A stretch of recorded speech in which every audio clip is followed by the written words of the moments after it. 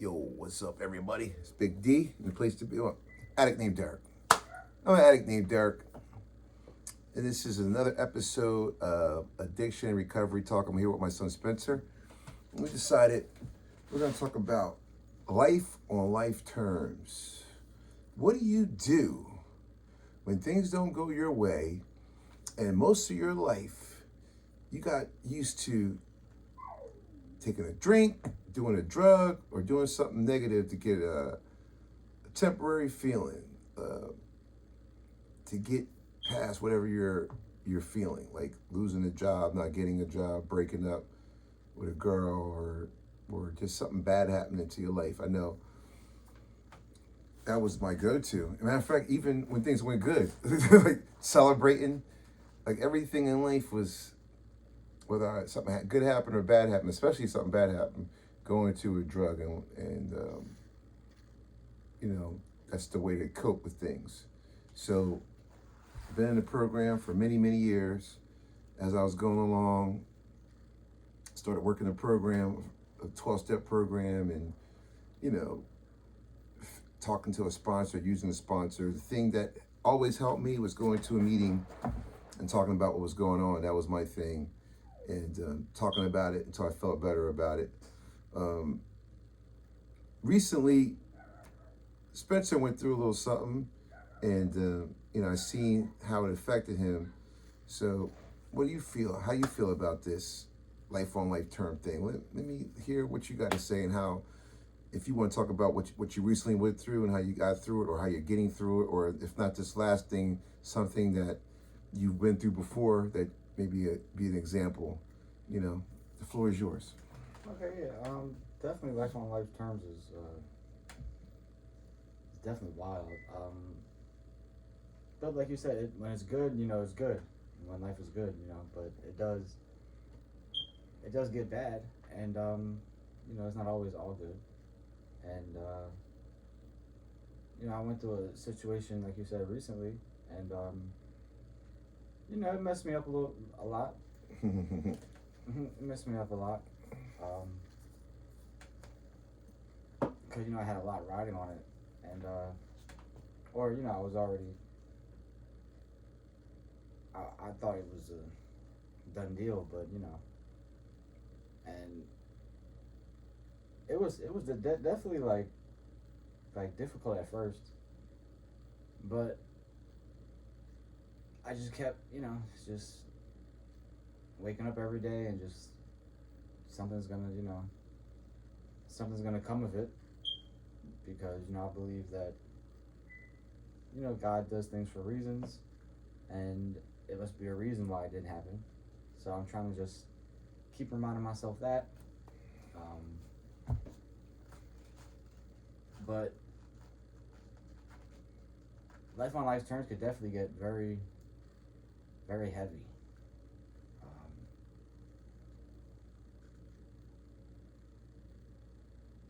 Yeah, I mean that's basically. I'm just every day. I'm just doing what I can, just keeping my mind focused on trying to do what I could do.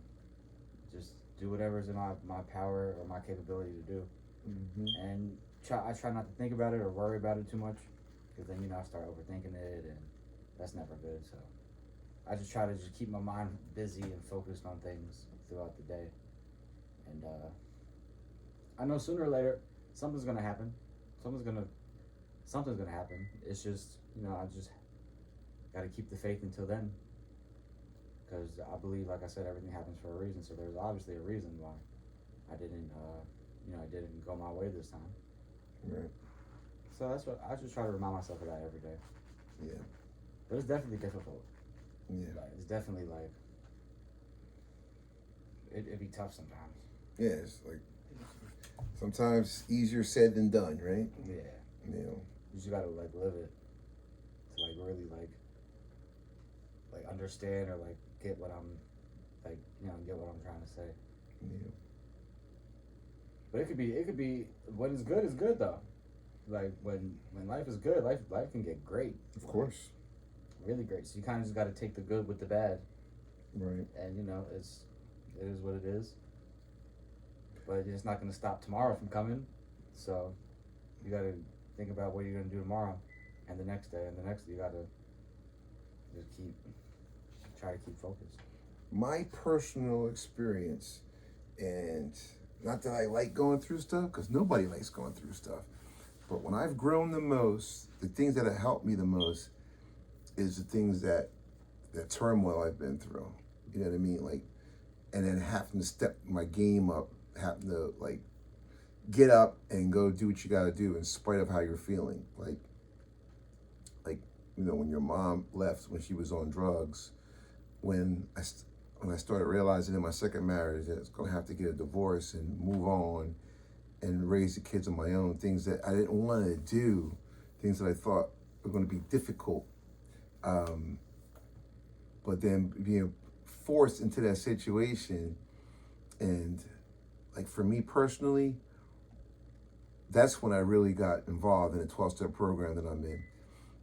I started asking for help. I started talking about what was going on, got with a sponsor, start actually doing the work, got involved with meetings, like got there early, stayed after to help clean up, got so involved, and then started hearing other people share about what they went through and realizing that I'm not the only one.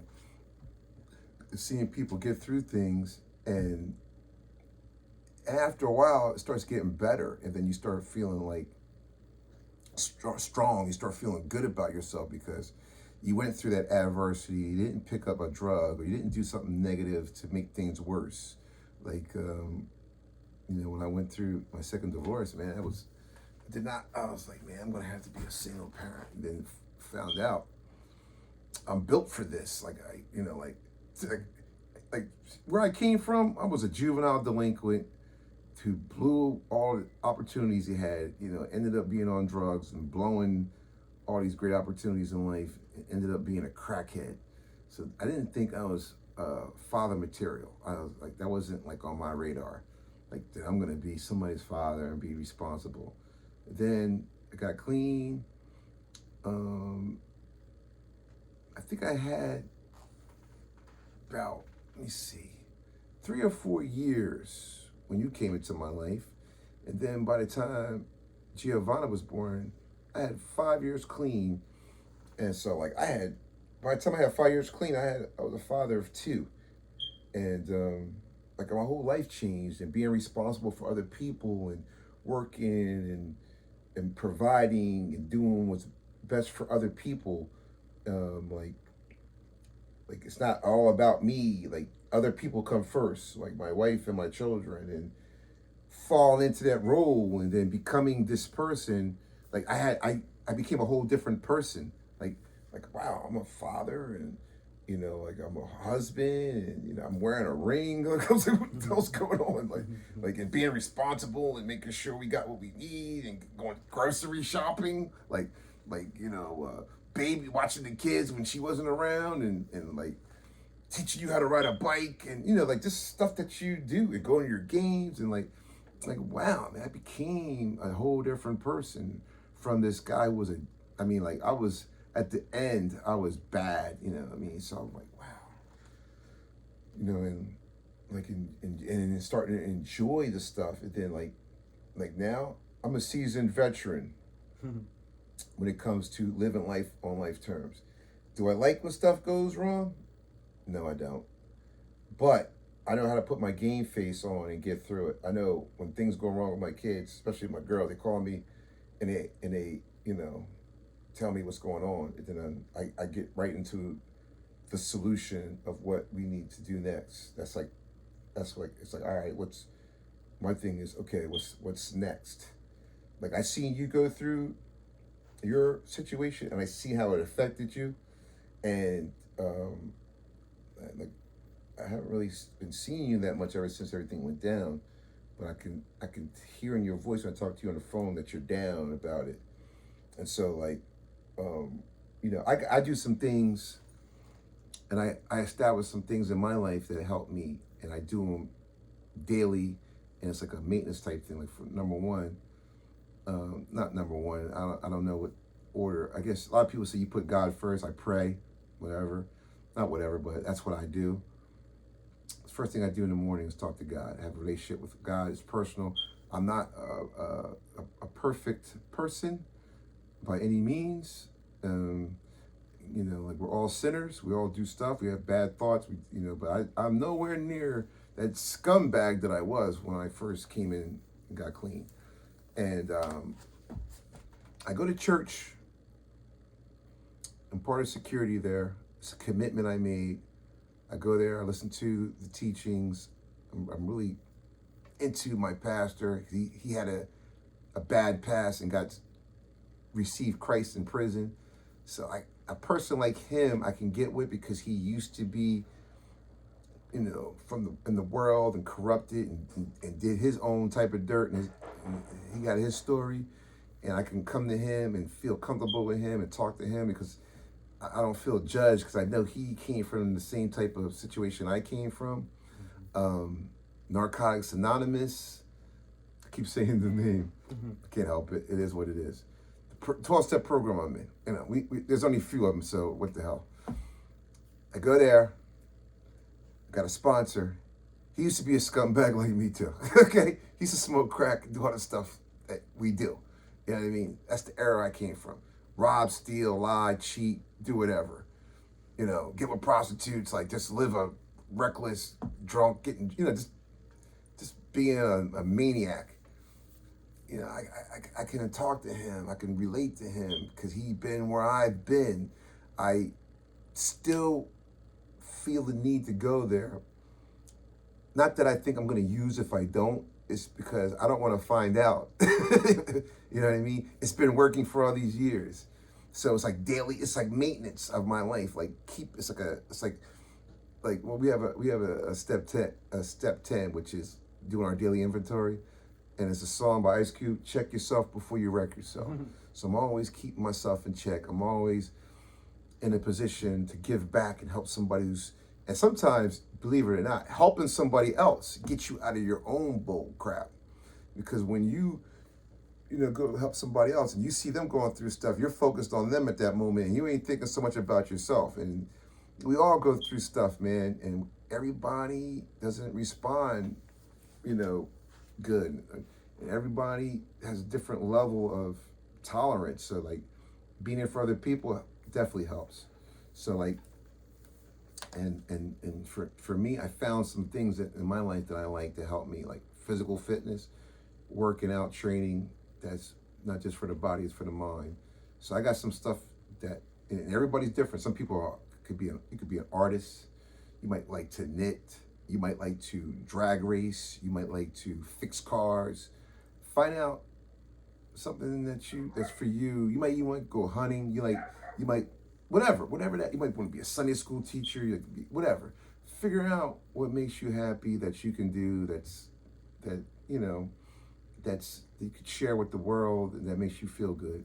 And so I have these things in my life that I can go to that I love, that doesn't matter if I have money or if things are going right or not, that I can enjoy and love. And so like I seen him going through some things, I hear it in his voice. So I suggested to him, and everything I do, I give people suggestions. He's 28 years old. He could tell me to go F myself. He might not want to say that, but in his mind, he could be like, yeah, right, what do you know? But I suggested that, yo, man, come to my church. My pastor would love to see you, man, once a week for an hour. You know what I mean? Go to church, man. Give God, bring you from drug addiction, man. Give him an hour. You know what I mean? Give him 2 hours. An hour, a half an hour to get there, an hour to be there, and a half an hour to get home. Another thing, make some meetings. You know what I mean? Like, be a part of the solution. Be a part of the we. Because I used to get high, but we stay clean together. That's the beautiful thing about the program. And so like these things that I know work, they've been working, and I see them to continue to work. So I gave him a suggestion. And then I fall back, because regardless if he takes it or not, I'm going to continue to do what I got to do, because I can only control myself. I can't control people. I don't care if you're married to them, if they're your children, if you work with them, if they're your brother, your sister, your mother. People make their own decisions, whether it's good or bad, whether it was self-destructive. I was talking to this girl I know at church, man. She got 2 sons. Her older son is a mess. And I told her she allowed him to live with her, and he's making excuses. I said, look, you're part of the problem. You might want to just tell him it's time to go. Help him make a decision to either get busy living or get busy dying. But most people don't change until they're put in a position where they have to change. So by you cushioning his blow and feeding him, giving him a place to stay, and he's still getting high, that ain't helping. And she got another son. He goes to that church. He stays clean. And he's younger, and he's doing good. And so, like, I was like, you know what you got to do. You know, like, I know it's not easy, but sometimes we got to give people tough love. And I've given him tough love before. He can tell you that. How is it? I mean, let's just talk about that real quick before we wrap it up. What was that, 2 years ago? When I basically get a blowout, I was like, you're on your own. How did that feel? And what did you go through until we started talking again? That was definitely like a real moment. I just had to think of somewhere to go real quick, and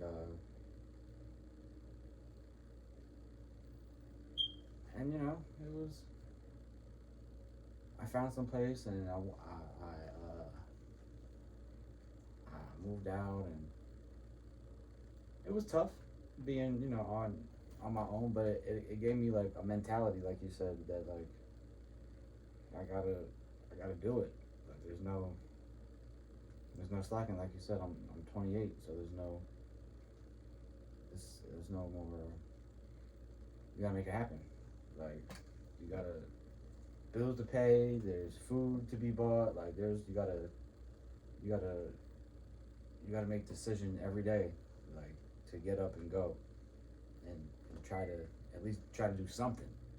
At least if you like whatever you could do to make it. Like so it was definitely challenging though, especially in the beginning. Until I got like my feet under me a little bit, it was definitely. Let me ask you this question, and be honest. Doesn't matter. Just be honest. Was you pissed off at me because I basically was like, "Here, you're done. You gotta go." No. No. Why not? Because I kind of like felt that it was time for me to go. You know, like how you could just feel it, and like, I guess it's like, I don't know how I was like 24 or 25 then. So I guess it's that like moment in your life when it's like, yeah, I gotta go. I gotta leave the nest, so to say. Like I could tell it was like. Well, how about the fact that you didn't leave on really good terms though? Yeah, that's that's something I'm upset about. Like now, like not like upset about it, but I regret it, like now. Like the way everything went down. Right. That was not the best. Right. And look at you now. Yep.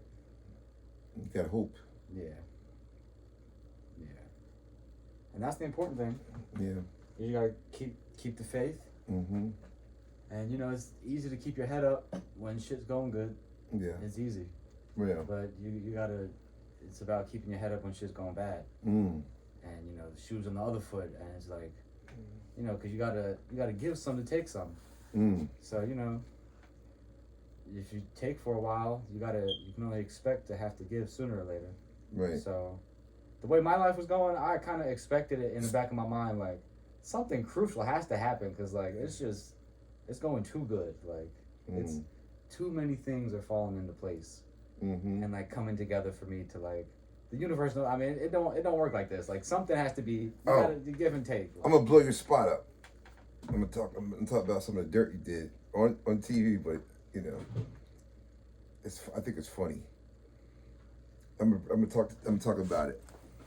I had given you a pickup truck that used to be my father's, right? And it was right around the time the pandemic had really first hit, right? And so you were working delivering pizzas, but you were starting to use, and I didn't really know it at the time. And then you called me because you were hanging out in Kensington with some people, right? Yeah, we were in North Philly, basically. Okay. Yeah. And then I was like, nah, man, you gotta come home, man, because you were acting like you were just getting off work, Yeah. which is a few minutes away from where we lived. But you were actually in Philly. And I was like, nah, man, you got to come home. It's that pandemic, blah, blah, blah. So you rushed to get home where you could have took your time because I was knocked out. You know what I'm saying? And then I got a call like, I don't know, 2 or 3 hours later from my daughter telling me you got into a car accident. That was the final straw where I was like, you got to go. And then how was that? Because I'm putting you on blast, but That was but I feel like I just want to. I don't care. that was yeah, that was crazy. Yeah. I was like so upset at myself that it didn't even matter what you said or like what you like did to me. I was like, man, no matter what he does, like it doesn't even compare to what I'm doing to myself, like in my brain, like. What do you mean you beat yourself up? Oh my God, like to the flow. Mm. Like I was like, man, you fucking idiot. Like look at you, like, you know. And you could have took your time to get home. I was knocked out, but you didn't know that. Yeah. And it was raining, and I had to drop this girl off, and that was taking me more extra time, so that's why I was rushing, because I had to go drop her off home, and she lived in Pittman, which was basically by G's house. She lived like 10 minutes from G when she lived at college. Right. So I'm like, man, that's like 30 fucking minutes from the house. Like, I'm in Philly, that's like 30 minutes to her house. Right. I'm like, man, it's like 12 something, the loud ass door, be announcing when you come in the house, front door, beep beep, and I'll be like, man, that's just gonna wake him up. I was like, man, I gotta get home. Right. And it was raining, and the S10 is rear wheel drive, so I spun out like on the highway, and it was crazy. Mm. It was wild. I couldn't do nothing. I couldn't do anything to save it. Yeah. Yeah, next day I came, I towed the car, and I was like, yo, dude, you're done. I left you there. I towed the car, and that was it. I was like, go back to where you was at. Yeah. And that was it. I moved into Kensington with this girl. Was it in a drug-infested street, too? Yeah. Oh, my God. I was like, what the... Yeah. Well, I hope you learned from that. Yeah, that shit was an experience. Oh my God! I'm talking about paying a heavy price. Then I went down to North Carolina. I had to get surgery. Oh man, you just kept digging your hole deeper. Yeah, it was bad. Yeah, that's crazy. Yeah, I'm still mad about that truck though. Yeah. To this day, I'm mad about that truck. Yeah, that was my father's truck. That was such a oh man. That had childhood memories for you because he'd take you fishing in that truck. Yeah. It's crazy. All right, well, we're going to wrap it up, man. Another episode of Addiction Recovery Talk. We're just going to be coming on here and talking trash, man. We ain't no experts. We're just addicts trying to stay clean one day at a time. And we're going to talk about whatever we want because this ain't no 12-step meeting. Peace out.